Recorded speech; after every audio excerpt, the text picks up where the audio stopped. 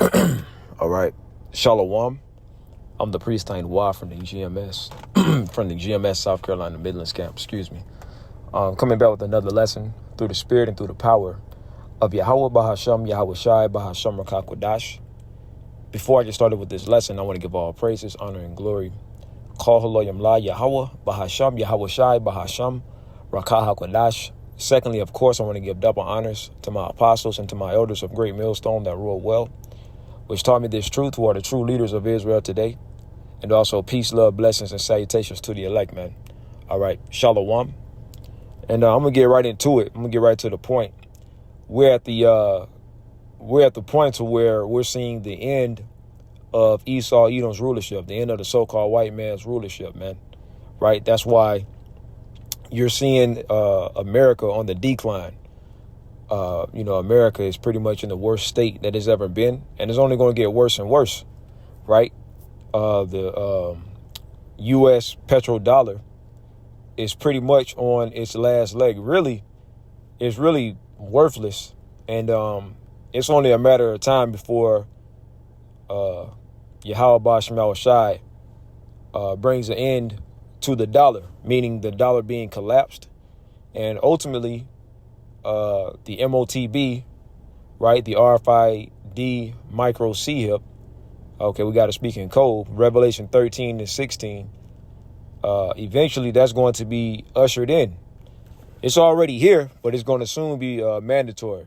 Okay, and ultimately, Esau Edom is going to be taken out of power completely. So we're at the end of this devil's rulership. 2nd Ezra 6 and 9. For Esau is the end of the world, and Jacob is the beginning of it that followeth.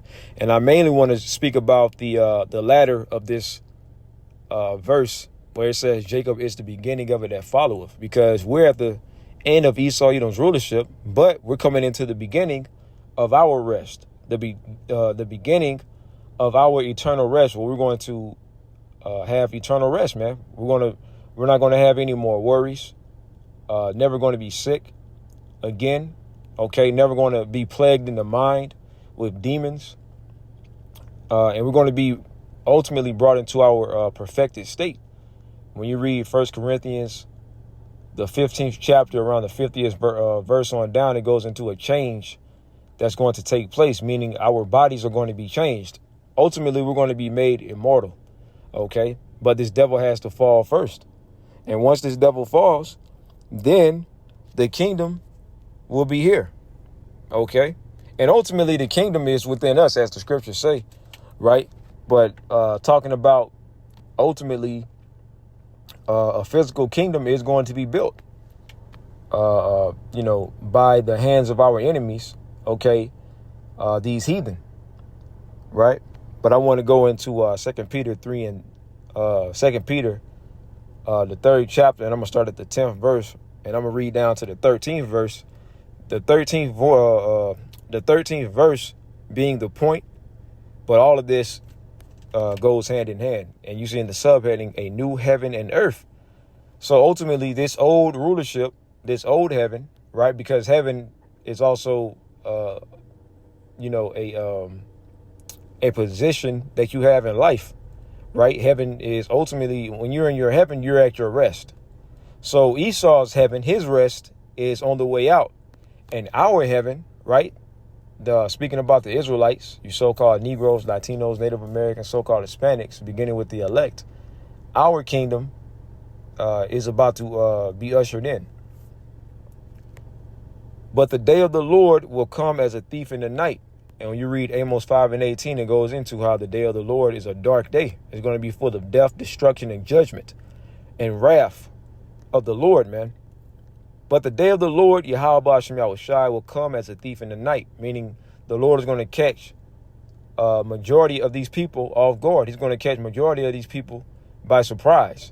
And you can read that in 1 Thessalonians, the 5th chapter, 1 Thessalonians, I believe 5 and 2, where it goes into how the Lord is like a thief in the night, man. If you think about a thief, they're going to try to get you in your most vulnerable state, right? Usually at night when you're asleep, man. That's when they're going to try to pretty much catch you by surprise and spoil you. So the Lord is going to catch you people by surprise, man. And mainly speaking about the 2/3, because the 2/3 right now, everything is sweet. You can still, move the particular way that you want to move and so on and so forth. Right. But ultimately, all of that is coming to an end, man. And right now, one of the major headlines is speaking about the MONKEYPOX, right? You got to speak in code, and this could be the next C99, where they shut everything down, man. Currently in my city, I stay in a small town.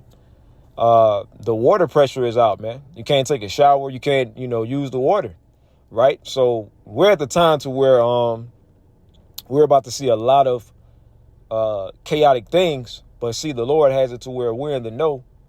We understand what's going on, man. And that's an advantage that we have over the rest of the world. So we have to always remember that we're truly blessed to have this wisdom, knowledge, and understanding. 2 Peter 3:10. But the day of the Lord, Yahweh Shai, will come as a thief in the night, in the which the heavens shall pass away with a great noise. Yeah, and that's how Esau Edom's kingdom is going to be taken down, man, in this third world's war.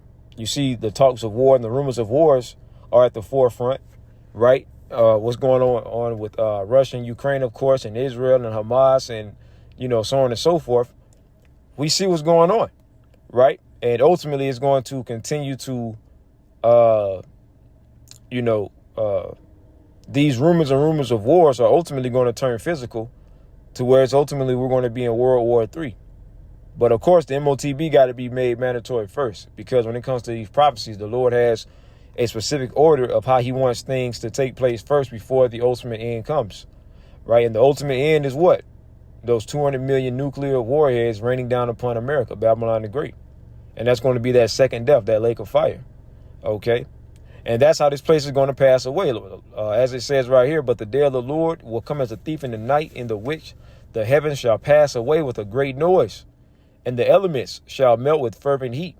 The earth also and the works that are therein shall be burnt up. So that's how Esau Edom's kingdom is going out. So his kingdom really is going to go out with a bang. Okay. It's funny that this devil tries to say that existence started with the so-called Big Bang. Okay. They call it the Big Bang Theory. But it's funny that that's how this devil is going to go out. His kingdom is going to go out with the Big Bang. And it's not going to be a theory. It's going to be reality. Okay. So this devil literally is going to go out with the bang, man. So that's the humor of the Lord, man. Verse 11, seeing then that all these things shall be dissolved, what manner of persons ought ye to be in all holy conversation? And conversation really goes into your conduct. Okay. The particular spirit that you have, man. And we strive to have a righteous spirit. Okay. A perfected righteous spirit, even though we know that in this flesh we can't be perfect, but we still strive for perfection. And when we go off, hey, we got to repent. The Lord has given us access to his name, Yahweh Ba'ashem Yahweh Shai, right? And only the true believers are going to truly call upon that name and believe upon those names, I should say. So it says, what manner of persons are ye to be in all holy conversation and godliness? So what type of spirit should you be in? Looking for and hastening unto, let's read verse 11 again. Let's break that down. It says, seeing then that all these things shall be dissolved. Yeah, this world, this current rulership that we're in, this current lifestyle that we're somewhat accustomed to, right? Mainly speaking about the 2/3, because they're still in the world, right? When it comes to the true believers, we use the word but not abuse it, but we're not putting all of our energy into this world because we know all of this is about to fade away. As it says in 1 John 2:17, 2:15 on down to verse 17, because 2:15 goes into how Esau Edom's kingdom is about to be taken down. As a matter of fact, let's grab that real quick. 1 John 2:15, and I'm going to read down to verse 17. And it says, do not love the world, because we understand that this world is being ruled by the wicked. And the wicked is Esau Edom, pursuant to Malachi 1:4. And when you read Job 9:24, it says the earth is given into the hand of the wicked. So the wicked is ruling. Okay, Genesis, the 27th chapter, Isaac blessed Esau with the blessing, and currently this devil is living out his blessing. But the good news, okay, the gospel is this devil is at the end of his blessing. You see that? So that's why this is the gospel. This is great news to the true believers of the Lord, man. You see that? Continuing on, love not the world, neither the things that are in the world, because this world is the world of Esau. So we don't love this world. If any man love the world, this current rulership, the love of the Father is not in him. So if you're in love with this rulership, that means you hate Yahweh Shema Shai. And guess what? The feeling is mutual. For all that is in the world, the lust of the flesh and the lust of the eyes and the pride of life is not of the Father, but is of the world. And notice that it described all carnality, flesh. And that's what this current rulership pushes, man, to overindulge in the flesh, the pleasures of the flesh, to the point to where you got people just doing all types of vile and wicked things just to please their flesh. And that's ultimately going to lead them to their destruction. And the world passeth away. So this current rulership, this world is about to pass away. Like I just read in 2 Esdras 6 and 9. And the world passeth away and the lust thereof, but he that doeth the will of Yahweh Shema Shai abideth forever. So this kingdom is about to pass away, but this word is forever. You see, and ultimately with us truly believing in his word, it's ultimately going to manifest us into coming into our ultimate perfection. Like I said, when you read 1 Corinthians, the 15th chapter, around the 50th verse on down, it goes into us getting those new bodies. And that's when we're going to come into our complete perfection. Yahweh Shai already did it. He's in his complete perfection. When you read Isaiah 47 and 3, it goes into, it says Yahweh Shai says that when he returns, he's not going to meet Esau as a man, because he's going to come back in this perfected angelic spiritual body with immense power, man. You see? So this place is about to fade away. So let's go back to 1 Peter, the 3rd chapter. Or is it the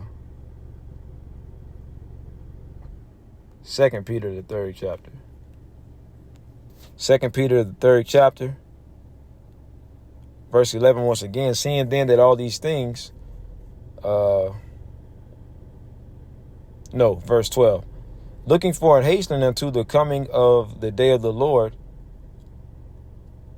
looking for and hastening unto the coming of the day of the Most High, Yahweh Shema Shai, the power, wherein the heavens, being on fire, shall be dissolved, and the elements shall melt with fervent heat. Yeah, via the nuclear missiles, the destruction that's coming.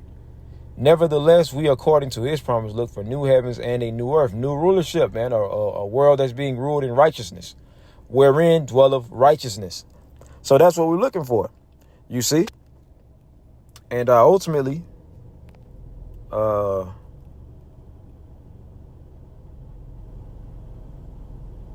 let's go to Revelation 21, going into, because as a matter of fact, if we endure to the end, as it says in Matthew 24 and 13, we're going to receive a crown of life. And also it tells you in Revelation 2 and 10 that if we endure to the end, right, that the Lord ultimately, even unto death, the Lord will ultimately give us a crown of life. And that's going to happen during the crowning award ceremony of the elect. That's what, some brothers call it, man. The true award ceremony, the crowning of the elect, which all of us true believers want to be a part of. And I'm going to get to the points, right? Well, I'll read the whole thing. 2 Esdras 2 and 42. I, Esdras, saw upon the Mount Sion a great people. And this is talking about the elect, whom I could not number. And they all praised the Lord with songs. And in the midst of them there was a young man of a high stature, Yahweh Shai, taller than all the rest. And upon every one of their heads he set crowns, and was more exalted, which I marveled at greatly. So I asked the angel and said, Sir, what are these? He answered and said unto me, These be they that have put off the mortal clothing and put on the immortal, right? Shedding their old man and coming into that new man, and ultimately physically shedding these bodies that are subject unto sin and receiving those glorious new spiritual bodies, man, those extraterrestrial type bodies, man. He answered and said unto me, These be they that have put off the mortal clothing and put on the immortal. and they have confessed the name of the Most High of power, Yahweh Ba'ashem Yahushai. So see, you guys that are saying the name of the Lord don't matter, y'all going to be destroyed, man. And y'all are going to be ashamed, okay? Because it's all about confessing the name of the Lord, and this is going to happen before the kingdom, okay? Now are they crowned and receive palms. You see that? Then I said unto the angel that what young person is it that crowneth them and giveth them palms, palms representing the victory, in their hands? So he answered and said unto me, it is the Son of God, Yahushai, the Son of Yahweh, whom they have confessed in the world. So guess what? You got to confess the name of the Heavenly Father's only begotten Son, Yahushai, who a lot of you people like to discredit. Y'all like to say that we don't got to worship the Son, Yahushai, right? And y'all are going to be confounded. And y'all are going to be ashamed, and y'all are going to be destroyed by Yahushai, since y'all didn't want to confess his name. Whom they have confessed in the world, then began I greatly to commend them that stood so stiffly for the name of the Lord. Then the angel said unto me, go thy way and tell my people what manner of things and how great wonders of the Lord thy power thou hast seen. Now I read that because ultimately, after this takes place, which we don't know how long it's going to take, eventually the 144,000 are going to come off of the fathership, and that's when that 1,000-year period where it says, and they reign with Yahushua 1,000 years. And that 1,000-year period doesn't mean that we're just going to reign with the Lord for 1,000 years and then Esau is going to come back.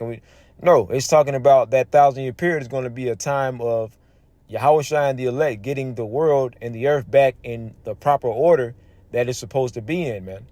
And even after the end of that 1,000-year period, Esau is going to be exterminated, burned up. We're going to give the heathen their plots of their areas that we want them to be in. And it's all going to be through the Spirit of the Lord. And we're still going to continue to rule because, as the scripture says, we're going to rule forever and ever, world without end. Revelation 21:1, and I saw a new heaven and a new earth. This is talking about new rulership. For the first heaven and the first earth were passed away, right? Esau's heaven is about to pass away now. When you go into the account of Jacob and Esau, who was born first? Esau, right? And also, scriptures say that what? The elder shall serve the younger. Okay, so Esau ultimately is going to serve us. And there was no more sea, and I, John, saw the holy city, New Jerusalem. This isn't talking about an actual city with buildings, and this is talking about the 144,000. Okay, coming down from the Most High, coming off of the fathership out of heaven, prepared as a bride adorned for her husband. If you think about a bride on her wedding day, she's, beautified, man. So the elect, the 144,000, are going to be in their beautified, perfected, immortal state in those new bodies, man. Something the likes that this world has never seen before, man. True power, true royalty, true nobility, man. And I heard a great voice out of heaven saying, behold, the tabernacle of the Most High is with men, and he will dwell with them, and they shall be his people, and the Most High himself shall be with them and be their power. And the Most High shall wipe away all tears from their eyes, and there shall be no more death, neither sorrow. So in 1 Corinthians 15, and I believe around 55 or verse 56, it goes into how we're going to get the victory over death. You see? Because what's the reason why we keep dying? We sin. Sin is what? Transgression of the law. So when the Lord gives us that new covenant, where he puts his laws, statutes, and commandments into our inward parts, and we're going to keep his laws perfectly, meaning we're not going to sin anymore, and the Lord won't have a reason to put us to death. We're going to be perfected, which means we're going to be immortal. And ultimately, what does that mean? We're going to get the victory over death. You see? It says, there shall be no more death, neither sorrow, nor crying, neither shall there be any more pain, for the former things are passed away. So we're about to receive a glorious kingdom, man, and we're about to enter into our eternal rest. So this is what continues to motivate us to keep pushing for the true believers, man, because we understand that it's light at the end of the tunnel. But I just want to go into that. Lord willing, this lesson was edifying and hopefully inspiring to whoever needs to hear it. Until next time, I want to say shalom.